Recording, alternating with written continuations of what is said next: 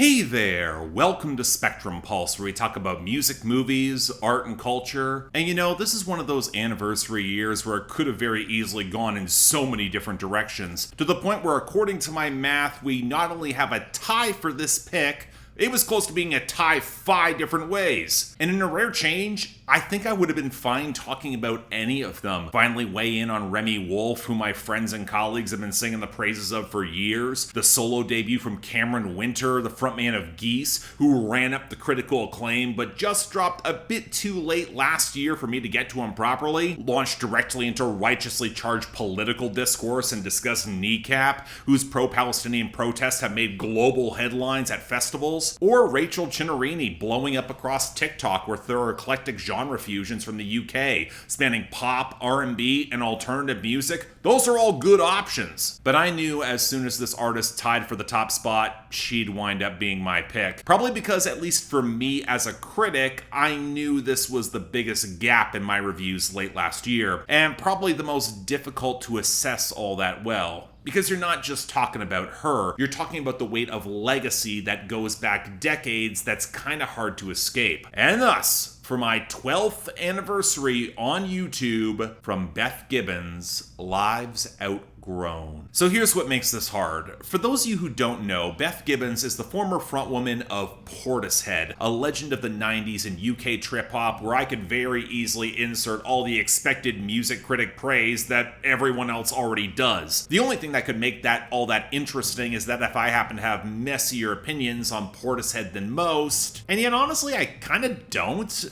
Dummy's a classic. The self-titled's broader adventures in jazzy noir can be a little bit dated in some of the production, but they really do capture an impressive mood. And third might actually be my favorite of their albums. The krautrock smolder is so well integrated, and I love how Gibbons nails her most convincingly haunted delivery to date. Not exactly gonna blow the doors off with any of these thoughts, mild disagreements there might be. But outside of those 3 albums, Beth Gibbons has been extremely quiet. That 2002 collab with Rustin Mann, a live symphony album in 2019, a very limited list of featuring credits where the most notable in recent years might be Mother I Sober by Kendrick Lamar from Mr. Morale and the Big Steppers of all things. So why a solo album now? Well, according to her, it was because people she knew started dying, and in the aftermath of a pandemic accelerating that process, I got the impression Gibbons was going to deliver some dark, jazz-inflected folk where her gorgeous delivery and the songwriting would be the primary hallmark. The question would be the inevitable comparison to Portishead. So does this album, recorded over about a decade, measure up to all those classics? Well, would it be fair to say I don't really want to answer that question? It's not that Lives Outgrown can't or shouldn't be compared to Portishead. There are songs across this album where there are definitely sonic parallels beyond Gibbons' voice, and let's be real, the fact that she's coming from Portishead gave this so much attention, even some critical acclaim, that I'm not sure it leads to a productive conversation about an album that is very good in its own right and doesn't feel like it solely exists in the band's shadow. It's trying to do different things. Now, I would personally struggle to call it fully great. While I understand the temptation for critics to further lavish praise on beautiful albums from well-canonized legends, I wound up a bit cooler on this than I wanted to be, and for some complex reasons. But this might be the most appropriate review in order to express that opinion. Well, after all the critical acclaim has been dished out, year-end list delivered, it's not like being slightly lukewarm on a solo project from a living legend is going to move any sort of needle or provoke backlash. I'm just fine with that. So let's get the obvious praise out of the way first. Beth Gibbons is a gorgeous singer, and on her soft focus, husky, ethereal but slightly uncanny delivery alone, the album's worth your time. I love how beautifully smooth but subtly emotive her voice is, evoking the sort of heavy existential thoughts that are largely kept quiet but felt universally. For as much as this album grapples with the passage of time, she often sounds ageless, with the juxtaposition of the voices of children to showcase contrast between her and them, most starkly on the outro Rewind. But it's that uncanny dark folk angle I want to focus on, because whenever her voice in the backing chorus quakes and shifts into uneasy minor keys, I was reminded distinctly of 2 things. The first being PJ Harvey's excellent and rather underrated 2023 album, I Inside the Old Year Dying. Not so much for the English pastoralism and sheer weirdness of that album, but the sense of being in the misty boundary between the physical and the emotional or spiritual. The parallels to late period Nick Cave or the late Leonard Cohen might also be appropriate,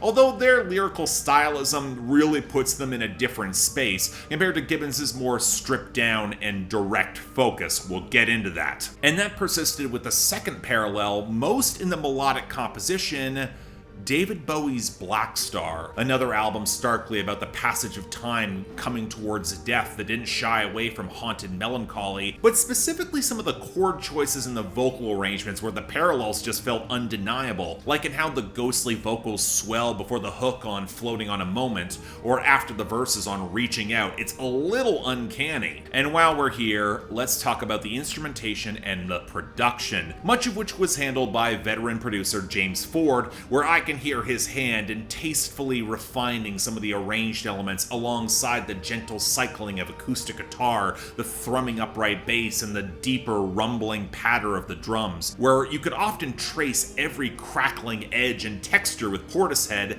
Here it feels blended damn near seamlessly, with every element that does strike some discordance very purposeful and such, like how the strings will scythe out to accentuate the aching grief on Burden of Life after the second chorus, or how the curdling electric noise of Rewind spikes off the echoing clank of the drums. As a whole, I just love the percussion on this album for how booming and implacable it feels. And yet, I'm of a lot of minds when it comes to Ford's contributions to Here as a whole. He's produced too many albums I love over decades for me to call what he does a problem in subtly rounding and polishing every instrumental edge. Kind of reminds me a bit of what he did with the Arctic Monkeys in their recent work, and I can't deny that it accentuates the classically universal gravitas behind Gibbons, but that's also precisely where I think it stops, where a little bit more bite or texture could have added more around these very understated meditative hooks. There are points where you get more out of that buttery texture. There's some very vintage progressive rock in the shambling acoustic on Lost Changes and Oceans and the deeper murk of the mix, where in the former that whistles both enticing and also whistling right across from a graveyard, and the latter has some gorgeous cycling strings around the ghostly embellishments, and then you also have the pulsating gallop of Reaching Out that feels like a lost Chelsea Wolfe song with a horn section,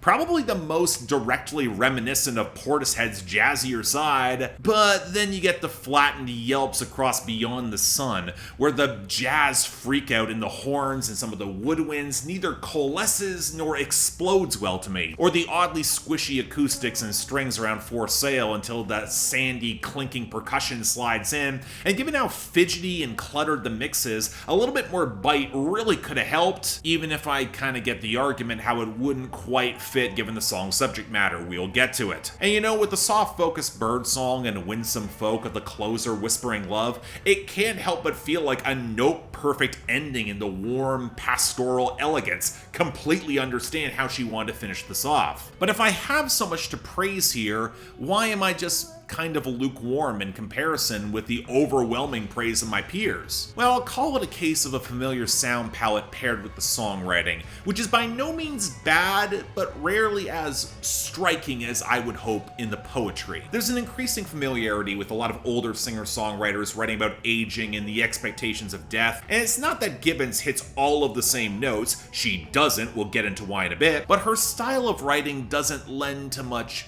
flair or weirder experimental turns. And that's not surprising. From Portishead to now, Beth Gibbons' writing is so effective in how subtly direct it is. The delivery and the occasional peculiar structure and turn of phrase makes it seem less declarative than it is, an anchor point that pulls you down that winding path. But if you're already familiar with the thematic arc, the existential emptiness of acknowledging aging and death, not just your own, but those around you, even the world itself in the modern era, and the album is more reliant on the performance than the poetry itself to pull you in, if you start delving a little bit deeper, you might hit the ceiling faster, especially when the stylism has embraced more rhythmic mantras over storytelling or more stark imagery. Now let's make this clear, you can still do powerful things with this style. I like Burden of Life a lot for how starkly it presents the lack of answers, and while the environmental doomerism of Rewind is the expected unexpected extension of those ideas, there's some effectiveness in recognizing that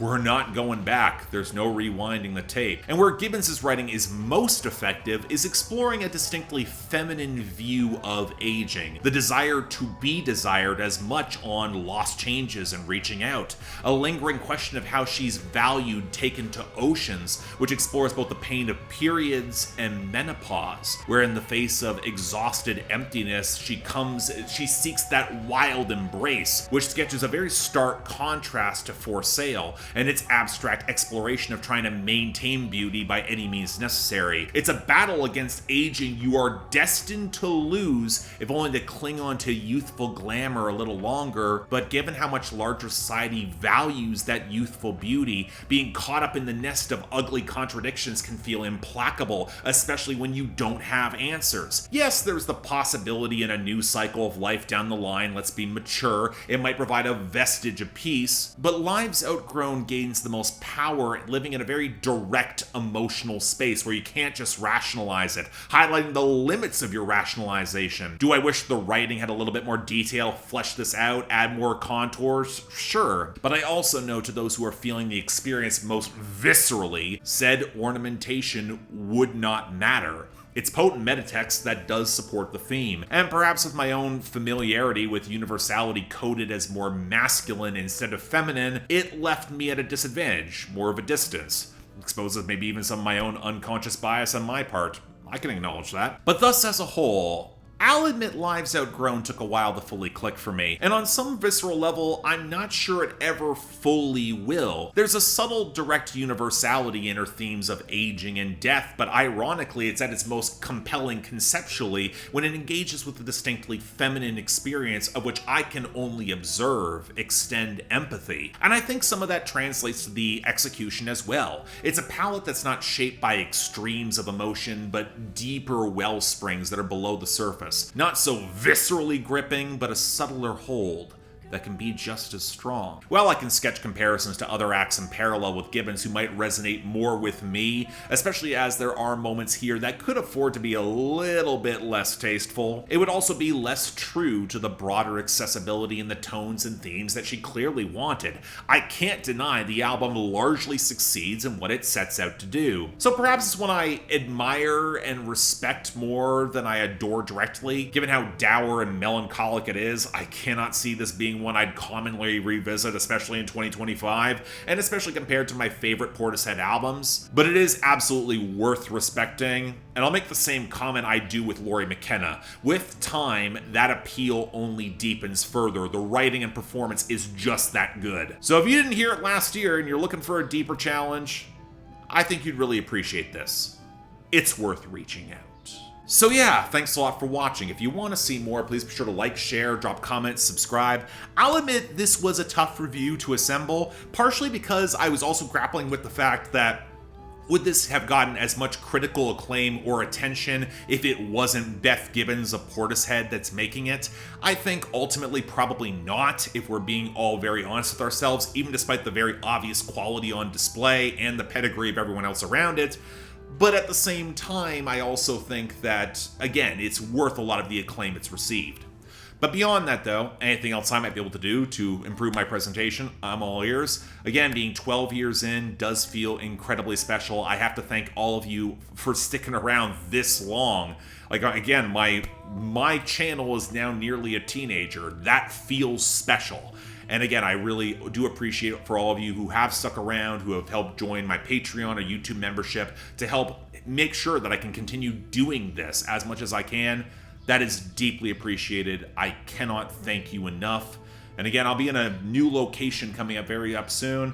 You're going to see a little bit of changes on the channel, but I hope y'all will stick with me along the way. That would be very special. But again, if you all want to get involved in helping support the channel, YouTube memberships, Patreon, it also helps you get albums on the schedule, or you can yell at me on my Discord. All of it's appreciated. By no means don't feel obligated. Tough times. The option's just available. But until then, I'm Mark. You're watching Spectrum Pulse. Thank you all so much for sticking around this long. It genuinely means the world. And I'll see you next time.